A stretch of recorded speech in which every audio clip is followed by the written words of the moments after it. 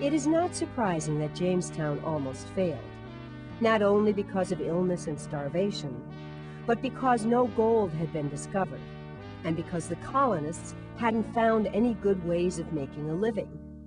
But just when they were the most discouraged, new people came from England, and they settled on healthier lands where they could farm. The Jamestown colonists were led for many years by this man, Captain John Smith. He was an excellent governor, as well as an explorer and map maker. Smith put the upper-class colonists to work. He kept everyone from starving by buying corn from the Native Americans, and also by learning how they hunted animals for food. One day, while John Smith was out exploring, he was captured and threatened with death by warriors from an unfriendly tribe, only to be saved by the chief's daughter, Pocahontas.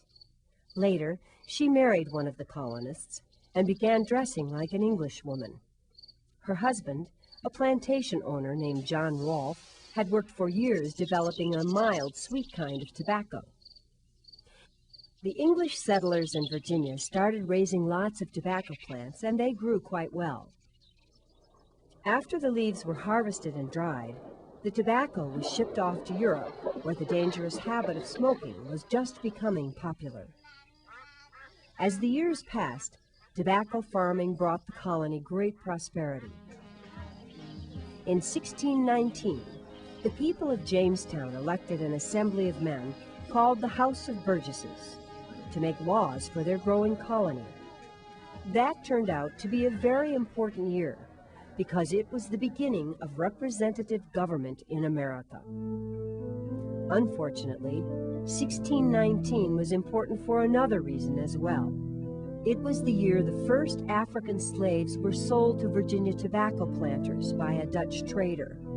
After that, thousands of more slaves were put to work in the colony's plantations, and this allowed their owners to live in fantastic luxury. By the outbreak of the Revolutionary War, a powerful society of large plantation owners controlled the colonial legislature in Virginia.